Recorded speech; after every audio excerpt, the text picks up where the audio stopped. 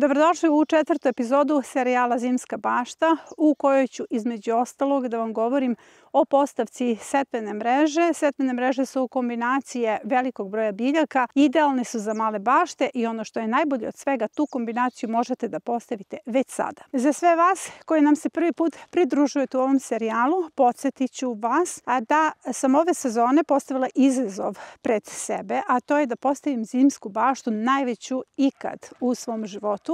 Zimska bašta se postavlja na 200 kvadrata i imam 35 perma modela i jednu komoru. Ono što je najbolje od svega, ove sezone ću prvi put uzgojiti neke kulture, prvi put ću probati neke kulture, tako da imate priliku prateći ovaj serijal da učite uz mene kako neke kulture koje možda nisu karakteristične za naše podneblje možete uzgojiti u okviru zimske bašte. Kao što vidite, plan moje zimske bašte je upravo ovo, to je zapravo skica plana. Svaka ova kombinacija je napisana u okviru projekta za moju zimsku baštu i možete da vidite da gore postoje neki ćoškovi koji su crticama označeni i u startu moram da kažem da sam kao obsesivni sejač na neki način prevarila sebe samu, zato što sam u startu proširila svoju zimsku baštu, tako da sada nemam 35 perma modela, već 36 perma modela i još jednu malu komoru. Kada sam bila mentor u jednoj gradskoj bašti, učila sam drugu generaciju tada baštovana kako se seje salata, a sa strane je to posmatrao jedan baštovan iz prethodne generacije i samo je komentarisao: dobro, samo vi pustite da vas bilja nauči kako se seje salata. Dok ste vi spustili glavu, posejali salatu, ona vam je već proširila baštu, pojačala dinamiku i već vas ubedila kako lako možete ogromnu baštu da posejete. Moram da kažem da sam na isti način prevarila sebe, odnosno onaj obsesivni sejač u meni je naprosto proširio moju baštu. Tako da možete da vidite da stojim pored novog perma modela koji je spreman za setvu i sadnju. Nije posejan zato što imamo visoke temperature nad regionom i bit će posejan u utorak ili sredu zato što ide pad temperature i ide taj kišni period, ali kao što možete da vidite, sve je spremno, gnezda napunjena, zaliveno aktivatorom, dakle perma model je spreman. Na ovom prostoru je bio perma model, u pitanju je bila sadnja na travi, zapravo na travnjaku, tikvice, kukuruzi, visoke boranije dali su ozbiljan urod i nekako se sad sve tu polomilo i ja zapravo nisam prevarila sistem, zato što se ja držim u okviru zone. Ja sam još uvek u zimskoj zoni, ali sam proširila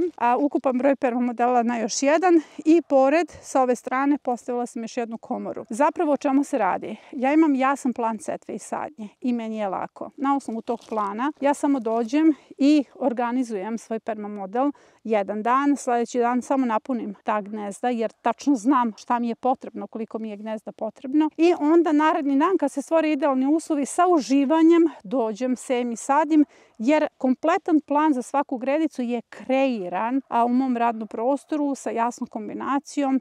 Tačno imam cilj šta želim da postignem na svakoj gredici i meni je jednostavno da se širim. Ali naprosto htjela sam sa vama da podelim da je obsesivni sejač u meni pobedio. Za početak želim da vidite šta sam zapravo ovde uradila jer možete vizualno, ako pratite naš serijal, da primetite neku razliku. Zapravo ja sam sredila kompletan ovaj deo. Vetar mi je prilično pomogao zato što je oborio suncokrete, oborio je mreže na kojima su bili paradajzi. Ti paradajzi su ubrani, stavljeni u gajbe na sušenje, odnosno na dozrevanje. Tada na taj način sam dobila veći prostor. Ja sam za ovih nedelju dana od serijala, dakle od epizode 3 do epizode 4, uspela da pripremim jako mnogo setvenih gnezda. Zapravo ja sam našla svaki slobodan prostor u ovim gredicama da posadim tu moju zimsku baštu, odnosno posadim biljke iz rasadnika. Ovaj prednji deo koji ovde vidite, tu će ući rasadnici koji se nalaze u ovim komorama iza. Dakle, ja imam komore iza setvene u kojima imam prvi rasadnik koji je posejan, crna, bela rotkva, tu su repe, tu su nekakve klasične biljke, dok drugi rasadnici sa tim azijskim kulturama nalaze se u žardinjerama i oni se nalaze u poslednjem delu zimske bašte. Bukvalno zimsku baštu popunjavam od rasadnika sa prednje i sa zadnje strane, jer taj centralni deo ostaje za beli luk. Ovdje sam uklonila tikvice koje su bile, one su dale svoj urod I tu se zaista mi dolazimo uvek do te situacije da postavljamo pitanje da li treba neke kulture da ostanu u bašti ako će vam dati recimo 1 ili 2 tikvice, ili je mnogo mudrije sada iskoristiti vreme, iskoristiti ovu toplotu pa ubaciti biljke, jer vi možete da pratite kako ove biljke napreduju svakog dana. Tako da sam ovdje dobila pa nekih 25 setvenih mesta. Ovdje sam iskoristila jednu setvenu komoru i dobila sam bukvalno 12 setvenih gnezda. Zatim na ovom prostoru dobila sam novi permamodel, prevarila sebe i dobila jako mnogo setvenih gnezda. Ovdje sam imala i paradajze i tomatilo, hanske jagode, sve sam to raščistila. Zelene paradajze sam stavila u gajbe na dozrevanje i dobila jako mnogo prostora za setvu. Ovo što vidite jesu prvi rezultati zimske bašte. To na prvim gredicama postavljeno je 15. jula. Na ovoj drugoj gredici je obavljena setva 20. jula, odnosno sadnja. Dok na gredicama koje se nalaze sa suprotne strane ove prve zimske zone, to su gredice koje su već ugrađene u zimsku zonu, one su posađene oko 10.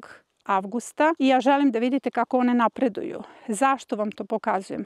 Zato što je jako važno da se sada ubacuju biljke dok je toplo, ide nam kišni period, jer dok je toplo biljke rastu. Tamo negde krajem novembra biljke prestaju da rastu, odnosno na neki način se malo uspavljuju. Mi njih aktiviramo, njihov rast recimo surutkom i različitim hranivima, ali je realno da je sada i žrtvovanje tikvice ili krastavaca ili nekih kultura koje vam nisu dale plodove sasvim praktično da biste dobili pune rezultate biljaka u zimskoj bašti. U epizodi 3 serijala Zimska bašta postavljena je ova gredica. Želim da vidite rezultate, sve se primilo i sve je krenulo da raste i u narednoj sezoni ćete pratiti rast ovih biljaka, jer to je ono što sam vam rekla, da ćete moći da pratite rast te zimske bašte koju zajedno postavljamo. Također postavljena je ova analiza, odnosno kombinacija za brzo ozelenjavanje gredice. Sve su se biljke primile, mnogo je lepo osjećaj što na jednu gredicu stane 39 sadnica blitve. 39 sadnica blitve je gotovo dovoljno jednoj porodici preko zime da se hrani recimo 3 meseca. I naravno postavljena je ova kombinacija. Ovu kombinaciju smo postavili u epizodi 3 i hoću da vidite da se primilo. Imam tu par nekih možda biljaka koje ću zameniti, ali generalno biljke se fantastično primaju i zaista brzo napreduju. Uopšte nemam nikakav problem sa bilo kakvim predatorima ili time da se recimo biljke ne primaju, da postoji neko poleganje, neki problem s njima. Imam osjećaj da je čitava bašta u saradnji sa mnom, jer zimska bašta nije samo sveža hrana. Zimska bašta je najveći otpor koji možete da pružite, jer preko zime nema sveže hrane i svi ljudi uglavnom hranu kupuju u marketima. A ako imate svoju zimsku baštu, onda je vaš otpor i borba za prirodu mnogo jača i mnogo smislenija.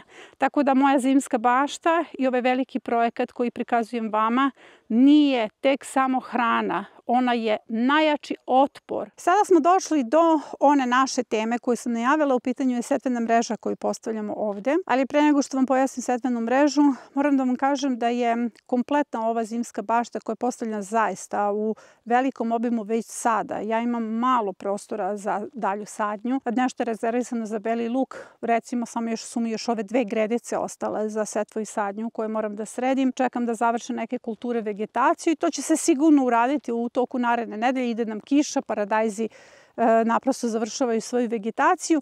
Ja moram da kažem da pored ovolike bašte, mene to ništa nije posebno namučilo, bilo je zadovoljstvo postavljati je. Zato što imam jasan plan za svaku gredicu. Ja vam o tom jasnom planu stalno govorim i u ovoj zimskoj bašti vi dobijate kombinacije za svoju zimsku baštu. Svaka biljka ima svoju alternativu, ako nešto ne jedete možete da zamenite, ali ako imate jasan plan i ako imate dobru kombinaciju, to je vama trajna vrednost i vi izlazite iz okvira bilo kakvih frustracija, pa izlazite iz okvira grešaka. Jer ako napravite dobru kombinaciju na svojoj gredici, ta gredica može da traje, vi se oslobađate frustracija, vi nemate puno problema jer se biljke međusobno podržavaju. Ovde se ne radi kombinacija biljaka tek tako da biste napunili svoju gredicu. U pitanju je kombinacija na osnovu dužine vegetacije, plodoreda, afiniteta rasta i alelohemikalija. Dakle, to su integralni sistemi zaštite u kojima se biljke međusobno podržavaju. I kad sam već kod toga, mogu da vam najavim da za sve vas pripremamo novi program, odnosno već jako dugo ga pripremamo. Na taj program sam posebno ponosna i smatram da je to nešto što će ući jednog dana u udžbenike. U pitanju je poseban sistem projektovanja motivacione biobašte koji funkcioniše kao sat, koji ima ugrađenu rotaciju zona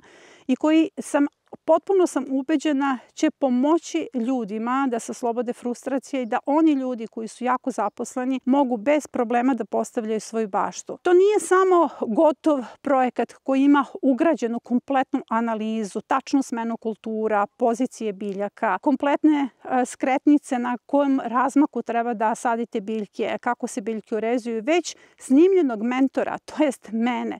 Ja sam dugo tražila način da se neki način umnožim, da se kloniram, da me bude više kako bih mogla više ljudi da uputim u postavku motivacione biobašte, jer nije isto kad je postavljate vi ili kad imate školski sistem koji funkcioniše kao sat, jer tada ne možete da napravite grešku. I konačno sam pronašla način kako to da se uradi, a to je da svi vi dobijete ne samo gotov projekat, već i potpuno snimljenog mentora. Pa smo danima snimali i tehničko uputstvo za postavku bašte. Tu sam se postavila kao mentor, odnosno kao osoba koja vas drži za ruku dok gledate u ledinu, praznu ledinu na kojoj želite da postavite baštu. I tačno vam govorim, sada ćeš postaviti ovo, sada ćeš postaviti ovo, na ovaj način ćeš uraditi parcelizaciju.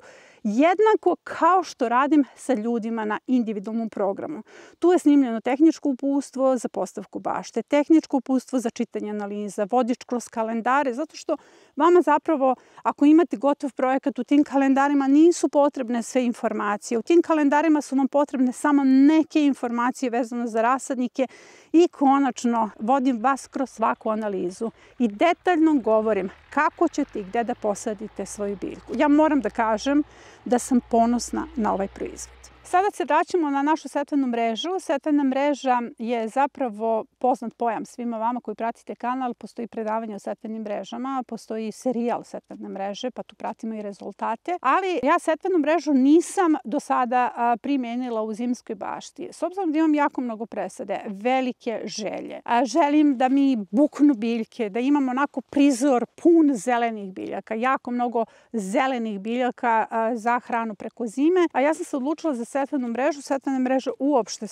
nisu naporne za postavku. Vidite, ja sam tu privremeno stavila kolce, ovo vam ništa neće trebati dugoročno. Ovi kolci, odnosno ova mreža koju sam postavila sa običnim špagama, ću skloniti i tu špagu ću koristiti kasnije za vezivanje biljaka. Ona je tu samo da mi bude neki način obeleživač terena. Dakle, prvi korak napravite permamodel, drugi korak postavite mrežu i treći korak u okviru svake ove kocke potrebno je da postavite po 3 setvena gnezda. Sada ćete vidjeti izbliza kako to izgleda. Evo, pratite ove dve kocke. Dakle, u svaku kocku staje po 3 setvena gnezda, ali u sistemu trougla. Nije to uopšte komplikovano, to je prosto praktično, zato što će nam stati ravnomerno gnezda. Dakle, 2 gnezda gore, 1 dole. Sa ove strane, na ovoj drugoj kocki imamo 2 gnezda dole, 1 gore i na taj način ravnomerno raspoređujemo biljke. Plan za ovu setvenu mrežu vam je uslikan i postavljen u nedeljniku broj 49, tako da ga tamo možete skinuti. I plan izgleda ovako. Svaka ova kocka ima jednu kulturu i to će biti jako bogato kada sve bukne. Dakle, imamo rotkve, pa 3 salate, pa 3 mibune, radiča, takođe koristim različite sorte radiča, različite sorte salate. I na kraju dobit ću, kada sve ovo posadim, zaista jedan prizor sa ogromnom berbom. Ovo je idealno za male bašte i za baštovane koji imaju mali prostor, a imaju velike potrebe. Zato što kompletna ova gredica zapravo ima 3,5 metra dužine, 1,20 m širine. A za sve vas koji ne znate šta je mibuna, evo slika. zato što se ja prvi put susrećem sa ovom biljkom i zajedno ćemo je probati. Dakle, biljka zaista vrlo brzo raste. Mene ovde za sada podseća na neku blitvu, mada o njoj se piše da ima ukus emfa, odnosno da najviše podseća na rukolu. Vidjet ćemo koliko obilno daje listove, ali za sada zaista brzo raste. Ovo ovde je zeleni ampsoi, gigant, zato što će imati velike listove i zaista već sada pokazuje tendenciju velikog rasta, jer ovo je postavljeno, ovaj model u epizodi 2 serijala Zimska bašta i zaista jako brzo raste biljka, dok ovo pored je gajčoj. Evo, to je gajčoj, to je neka vrsta salate, nešto između kristalke i kineskog kupusa. Zajedno ćemo ga probati, prvi put ga jedem. A ovo što se nalazi ispred gajčoj je mizuna, crvena mizuna, mada je ona poznata većini baštovana, nije baš toliki kuriozitet, zato što je dosta baštovana uzgaja, ali evo pratit ćemo i njen ukus. Ja sam je probala ranije, ali probat ću i pred vama u kombinaciji sa ostalim azijskim salatama. Ovo je jedna od vrsta pak čoja, ima ih 6 u bašti, a ovo ispred je pink, odnosno ljubičasti ampsoi. Tikvice koje se nalaze na poziciji ispred kupusarice i iza mene su počele da plodonose i one će plodonositi do prvog mraza. Nakon toga ide smena kultura, ali ja želim da vidite koja je prednost kada ranije ubacite svoje biljke, jer ove kupusarice ispred, blitva, vidite koliki su to zapravo listovi, i ove koje se nalaze na drugom permamodelu, sve su one posađene 15. jula. Dakle, od 15. jula, tada je bilo zaista pretoplo i bilo je upitno da li će se biljke uopšte primiti, preživeti na onim visokim temperaturama. Pogledajte kakav je rezultat. Ove kulture za mesec dana dospevaju za berbu, što znači iskoristite toplo vreme, posadite svoju zimsku baštu i imat ćete obilnu berbu preko zime i pod snegom. I to je sve za ovu epizodu 4 iz serijala Zimska bašta. Biće jako zanimljivo zato što se, kao što ste vidjeli, širim i zato što je puno toga moram da sadim. Čeka nas tek priča o zimom belom luku i o crnom luku za mladu berbu. A o svemu ovome pisala sam u nedeljniku broj 49 i imate, kao što sam rekla, ovu šemu koju možete da skinete. Nedeljnik je potpuno besplatan, dolazi jednom nedeljno na vašu email adresu. Ako se niste prijavili, možete putem linka koji je okačen u komentaru ispod ove epizode.